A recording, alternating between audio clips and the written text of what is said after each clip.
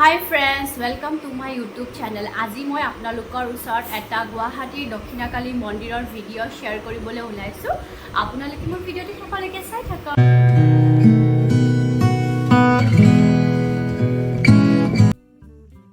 আমি আহি পাইছোঁ দক্ষিণাকালীৰ মন্দিৰ আৰু এই মন্দিৰটো দক্ষিণ গুৱাহাটীৰ প্ৰান্তীয় অঞ্চলৰ কালিকা পাহাৰত অৱস্থিত। অতীতৰে পৰা এই মন্দিৰত স্থানীয় ৰাইজে একত্ৰিত হৈ প্ৰতি বছৰে জেঠ মাহৰ অমাৱস্যা তিথিত মাৰ শ্ৰীচৰণত পূজা অৰ্চনা কৰে, হোম যজ্ঞ কৰি বাৰ্ষিক পূজা পতা হয় আৰু লোকবিশ্বাস মতে অতীতৰ বেলতলা ৰজাই নিজেই এই পূজাভাগৰ তদাৰক কৰিছিল। মন্দিৰটো অতি কমেও 500 বছৰমান পুৰণি হয়, ক'তো লিখিতভাৱে উল্লেখ নাই বাৰু। আৰু এসময়ত বেলতলা ৰজাই হাতীত উঠি মাৰ মন্দিৰৰ সন্মুখেৰে যদি পাৰ হৈ গৈছিলে তেনেহ'লে তেওঁ হাতীৰ পিঠিৰ পৰা নামি গৈছিলে আৰু মাৰ ফালে মূৰ দুৱাই গৈছিলে। আৰু উল্লেখ থকা মতে বয়োজ্যেষ্ঠসকলৰ মুখৰ পৰা শুনা পোৱা গৈছে যে ভৰ দুপৰীয়া কোনোবাই যদি মাৰ মন্দিৰৰ সন্মুখেৰে ৰঙা কাপোৰ পিন্ধি পাৰ হৈ যায় তেনেহ'লে ৰাস্তাতে বাগৰি পৰিছিলে। এইটো এটা জাগ্ৰত কালী মন্দিৰ, মা দক্ষিণেশ্বৰী কালী মন্দিৰ। যিদৰে কলকাতাত আছে দক্ষিণেশ্বৰী কালী মন্দিৰ, ঠিক সেইদৰে আমাৰ গুৱাহাটীৰ মাজমজিয়াতে আছে এটা জাগ্ৰত কালী মন্দিৰ, দক্ষিণাকালী মন্দিৰ। আপোনালোকে আহিব পাৰে আৰু এই মন্দিৰৰ মাহাত্ম্য খুব বেছি, কাৰণ মই নিজেই প্ৰমাণ পাইছোঁ। আজি 3 বছৰ বা 4 বছৰমান আগত মই এটা বিপদত পৰিছিলোঁ আৰু মই কোনো ৰাস্তা পোৱা নাছিলোঁ আৰু সেই সময়ত যেন মা কালীয়ে যেন মোক নিজেই মাতি আনিছিল এই মন্দিৰটোলৈ। আৰু শনিবাৰৰ দিন আছিল, সেইদিনা মোৰ এতিয়াও মনত আছে। মই এনেকুৱা এটা বিপদত পৰিছিলোঁ যেতিয়া মই ৰাস্তাত দেখা পাইছিলোঁ মাৰ এনেকৈ দক্ষিণাকালী মন্দিৰ বুলি লিখা আছিল, তেতিয়া মই আহিছিলোঁ এই মন্দিৰটোলৈ। কিন্তু মই ঘৰত কোৱা নাছিলোঁ, 1-1.5 বছৰমানৰ পাছত কৈছিলোঁ।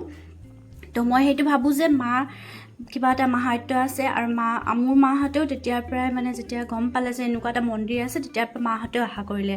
আৰু এইবাৰ প্ৰথমবাৰ আহিছোঁ আমি বাৰ্ষিক পূজাত।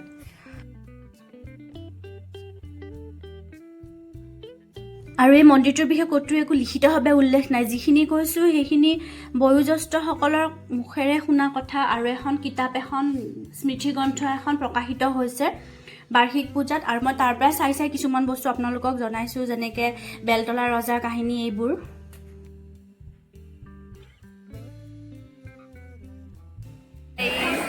তো আমি আপোনালোকে দেখা পাইছে আমি বাৰ্ষিক অধিৱেশনত আহিছোঁ দক্ষিণাকালী মন্দিৰ লখৰা। হাই গাইজ, এতিয়া মোৰ বাই ক'ব বিচাৰিছে। তো আমি আজি আহিছোঁ দক্ষিণাকালী মন্দিৰত। আপোনালোকে যদি গুৱাহাটীৰ ভিতৰত এটা যদি জাগ্ৰত মন্দিৰ বিচাৰি আছে তেনেহ'লে ইয়াতে আহিব পাৰে দক্ষিণাকালী মন্দিৰত।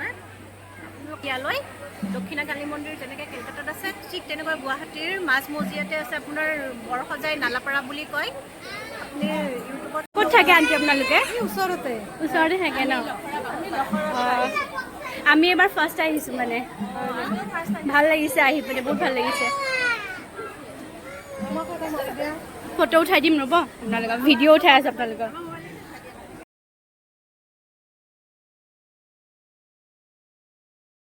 আৰু এই মন্দিৰটো আগতে যিহেতু পথাৰৰ মাজত আছিলে, এটা গোলাকৃতি শিল হয়। আপোনালোকে প্ৰথম ভিডিঅ'টো ষ্টাৰ্টিঙতে মই মন্দিৰৰ কেনেকুৱা ষ্ট্ৰাকচাৰ হয় ভিতৰখিনি দেখাইছোঁ। এটা শিলৰ দৰে হয়, তাতেই মা কালীৰ স্থান বুলি মানুহে বিশ্বাস কৰি আহিছিল আৰু তেতিয়াৰ পৰাই মানুহে পূজা কৰি আহিছিল ওচৰৰ স্থানীয় বাসিন্দা। অতি কমেও 14খন গাঁও, যেনেকৈ গড়লীয়া, শাওকুচি, কেৰাকুচি, হাতীগাঁও, বেহাৰবাৰী, লখৰা, লালুংগাঁও, এনেকৈ 14খনমান গাঁৱৰ মানুহে লগ লাগি বাৰ্ষিক পূজা অৰ্চনা, হোম যজ্ঞ কৰিছিল অতীজৰে পৰা। আৰু মই যিহেতু কৈছোঁ দক্ষিণ গুৱাহাটীৰ প্ৰান্তীয় অঞ্চল, অৰ্থাৎ লখৰা চাৰিআলি পাৰ হৈ বাওঁ ছাইডে নালাপাৰা যিটো ৰাস্তা হয়, তাতে আপোনালোকে দক্ষিণাকালীৰ ছাইনবোৰ্ড দেখা পাব আৰু সেইফালেদিয়ে সোমাই আহিব পাৰিব। আৰু এইফালে হকী ষ্টেডিয়ামৰ ৰাস্তাটোৰেও আহিব পাৰিব এই মন্দিৰটোলৈকে।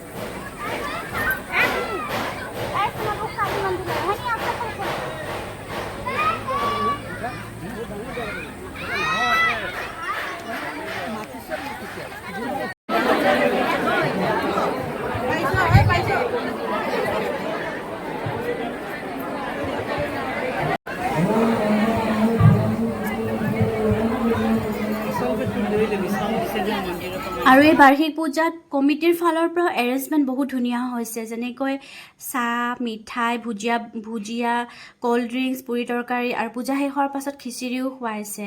আৰু আপোনালোকে যদি মোৰ ভিডিঅ' প্ৰথমবাৰৰ বাবে চাইছে, যদি চেনেলটো মোৰ ছাবস্ক্ৰাইব কৰা নাই, তেনেহ'লে প্লিজ মোৰ চেনেলটো ছাবস্ক্ৰাইব কৰি দিব।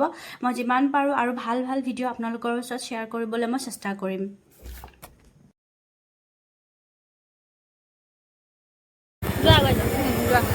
খালো প্ৰসাদখিনি লৈ যাওঁ